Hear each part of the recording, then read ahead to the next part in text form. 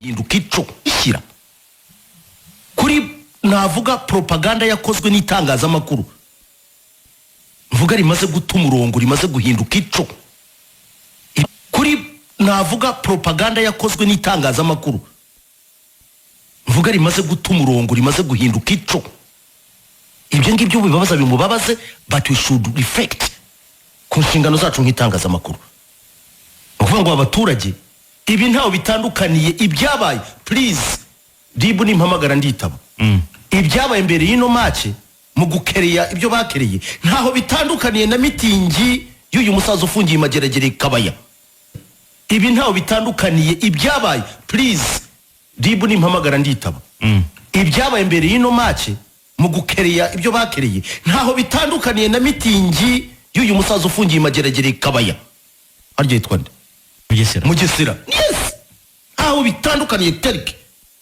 yitwa nde Mugesera yes aho bitandukaniye terike ahubwo vuga uburyo umunyamakuru Kantana yakoreshaga mikoro mu guhamagara abantu kwivumbura no gukora no gukora ibintu bipfuye ibi bintu itangazamakuru please niba koko dukorera mu gihugu gifite umurongo ibi nabyo bigomba guhinduka ntago dushobora gugurana ituze rya rubanda keep popularity please ibi ngibi nta muntu njya gusaba kawunga muri sariwe kuntuka kwanyu ndakumenyereye I don't care ariko iyo bigeze kuri mata zireba igihugu my friend hamwe iki gihugu twakiguza amaraso ntago ari ukuza umuntu akabyimba amatama agakora ibintu biri aho ngaho gusa please niba bamwe muva ko muri ntakoreka ariko ibi ngibi ni urugero rwiza rw'itangazamakuru ripfuye riri mu kutujyana ahantu habi aba baturage they are victim of we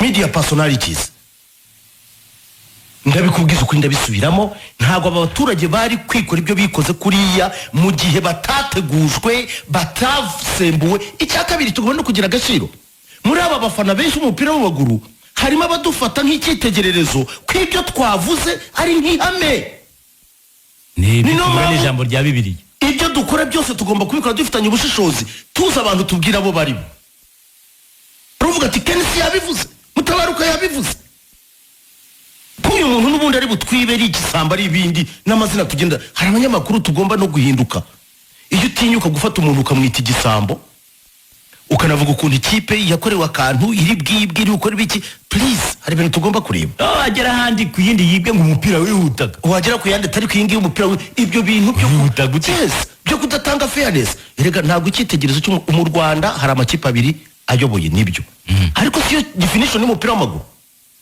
APR na Rayon Sport ni ikipe twese nta nuzubaha kurusha uko tuzubaha kuko hari icyo zivuze muri business yacu y'umupira nta makipe ubona yuko afite fan base afite imbaraga yakabaye natanga icyitegererezo cy'umupira mwiza twifuza ariko aho bigeze abanyamakuru bose usanga barigize abafana ibyo ni ikibazo ngo ntabwo bishoboka ibyo nta nubwo bidakunda fairness should be served to all ariko ingaruka nk'izi ngizi ngira ngo abantu barimo barabibona okay aho uvuze ku ruhande rw'abanyamakuru reka mbaza mvuge message hano ngaruke mu kanya vuga message ugaruka unambye noneho muri Ferwafa iryo ni ijwi ryaka kuzanguriza Charles Kensi kugezamo hagati se ku mikoro tazizamura ngezayo ziri kwita zikubita cyane ariko hano ko baregeye gutya naho ni sawa umva ari hasi amure gutya nta kibazo aho ni sawa ahubwo numva izamutse cyane kare yawe ko izamutse cyane se ntabwo banyaho gato kuri arabikoze bishobora kuba byari sawa aho ngaho naho ntacyo watwaye ntabwo mu by'ukuri nifuza muze kubinyemerera twirinde kujya muri polemike nyinshi nabonye kuva iyi radiyo yatangira intambara ari nyinshi mu by'ukuri ushakisha naho ziva n'ikizitera ukakibura tutaza kugwa mu mutego wo kuvuga ko twarenze ku nama nziza twagiriwe mu minsi ishize. Ariko mu magambo make ndashaka gusaba KNC ibintu bikurikira. KNC ni umunyamakuru nkatwe twese. Si umuyobozi wacu, si Scovia cyangwa undi muyobozi wacu. KNC afite radio nk'abandi bose bazifite. KNC ni umufana wa Gasogi, sibyo? Akaba na perezida wayo, akaba of course akabihuza n'itangazamakuru nk'akazi ke. Niba koko abantu bose barebwa n'amategeko, akwiye kuba uwa mbere witaba RIB, agasobanura uburyo abanyamakuru ba siporo ashobora kubafata akabagereranya n'abajenosideri bakoze jenoside. Niwe wa mbere ukwiye kwitaba RIB agasobanura ibyo bintu. Sindi umuvugizi w'abanyamakuru, ariko ndiwe mfite uburenganzira bwo kugira icyo mbivugaho nanjye. Aje siporo hakwiye statement yanyu yamagana ibi bintu. Ntabwo dukeneye ko abatwumva, abumva amaradiyo, abumva ibiganiro bya siporo, abanyarwanda badushyira mu gatebo kamwe n'abajenosideri. Ntibikwiye na gatoya.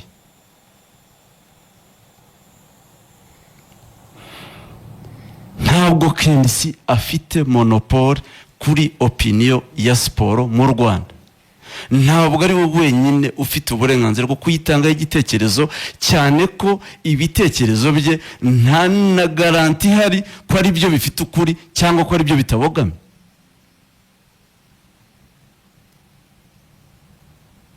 Ntabwo KNC ari we muntu ufite icyo navuga ngo arera muri iyi siporo, muri uyu mupira, ku buryo ari ukwiye kuwuha umurongo. Ntabwo KNC ari ukunda igihugu cyangwa siporo y'igihugu kurusha twese abanyarwanda. Ntabwo KNC akwiye kugereranya abanyamakuru ba siporo n'abakoze jenoside. Niba tunenga, niba dukumira, niba tuvuga ibitari bugende neza kandi bikaba, ntabwo bitandukanye n'ibyo nawe ukora. Nta muntu uritiye football y'u Rwanda umwanda kurusha KNC. Nta muntu urakura ikipe ye muri iyi shampiyona inshuro nyinshi kurusha KNC. Nta muntu urataka abasifuzi, urabatuka uheruka ni Isiyaka, sinzi n'abandi ntibuka bavubaha Celestin n'abandi. Nta muntu urataka abasifuzi muri iki gihugu kurusha KNC mu bayobozi bose b'amakipe yo mu Rwanda. Ntabwo rero ari we muntu ufite opinion iri correct ku mupira w'u Rwanda. Ntabwo ari we muntu ukwiye gutanga umurongo. Ntabwo ari we muntu ukwiye na rimwe kugena ibyo abantu bavuga n'ibyo batavuga. Sibyo, ntabwo bikwiriye. Ntabwo twigisha ibyo dukora, ntabwo abiturusha, ntabwo nta kintu na kimwe kimuha uburenganzira bwo gufata abantu akabita ibyo ashaka, akabavugaho uko ashaka. Ntabwo bikwiye. Abayobozi banyumva ubu nonaha, jyewe mu buzima bwanjye sinjya ntinya inzego z'umutekano, kubera ko mu buzima bwanjye ndabishimira n'Imana, ngerageza nyine gukora ibishoboka kugira ngo ntagira aho mpurira nazo, kandi kugeza ubu Imana yarabindinze. Uwanga igihugu n'uwanga abanyarwanda ntaho nzigera mpurira nawe mu buzima bwanjye. Usebye igihugu, usebye icyerekezo gifite gihugu n'igihugu, ntaho nzigera mpurira nawe mu buzima bwanjye. Umuntu wese ukora ibibi bishobora kujyana igihugu mu nzira mbi, uwo ntaho nzigera mpurira nawe mu buzima bwanjye. Niyo mpamvu rero ntatinya, kubera ko nta kibi na kimwe numva najyamo, kandi nakigiyemo nagikora nk'umuntu. Twese turi abantu uko turi hano, birashoboka. No kuri iyi mikoro ni nayo mpamvu ibyo umuvugizi wa RIB aherutse kuvuga ntacyo nabivuzeho, kubera ko ibyo yavuze ndabizi neza ko bishoboka muri uyu mwuga wacu. Tubyukira kuri mbikora amasaha 3 buri munsi, bishoboka ko ururimi rwanyerera nkakora amakosa. Niyo mpamvu hariho inzego zishinzwe kwigenzura z'itangazamakuru n'ibindi, hakabaho n'izo nzego za RIB zihana abakoze amakosa. Ibyo turabyemera cyane, ariko nanone ntabwo zireba bamwe. Niba umuntu yifata akatugereranya n'abakoze jenoside, naho akwiye kubibazwa, sibyo? Ngijambo niko kuri, niko kuri. Ibintu umwanda uba muri uyu mupira, ibyo tuvuga, ibyo twamagana, ntago tubyamagana kenshi kurusha kenesi. Sinumva rero ukuntu uyu munsi, kubera ko wenda afite uruhande ariho mu byo mu birimo biba, cyangwa se kubera ko hari ukundi kuntu abyumva, abatabyumva nk'ubwo babaye ba Mugesera na ba Kantano n'abandi, sibyo? Kazungu ari cyashaka kuganiraho ijambo Karenzi nasoje. Hari n'abatakora iki kiganiro, byaba byiza ari karushoje amagambo yavuze. Yasoje ni hariya bigarukira nta icyo yavuzemo gikomeye ni icyo kugereranya abanyamakuru ba siporo na Kantano. Bazi icyo Kantano yakoze kuri RTRM, bazi ijambo Rewo Mugesera yavugiye ku Kabaya. Nge nta kinini ndivuge kuri KNC. Ariko se ibyabaye muri weekend, ibi nibyo byagomba kuramukira, nibyo bikomeye bya gusa akwiriye ndunga mu rya Karenzi. Niba amategeko areba abanyarwanda bose, twese wakora ikosa akaba yaribazwa, KNC akwiriye kugezwa imbere y'ubutabera akabazwa ibi bintu. Madame Scovia akwiriye kumuhamagaza immediately agasobanura ibi bintu naho biganisha, akanerekana n'ibyo bintu n'izo ngingo zose zo gufata itangazamakuru rya siporo, akerekana n'uwo muyoboro wabivuze yaba nakoze neza cyane anakumira icyaha kitaraba. Bitari ibyo yaba ari kuvanga siporo n'ibindi bintu bihabanye. Twese dukunda igihugu, twese twifuriza igihugu neza.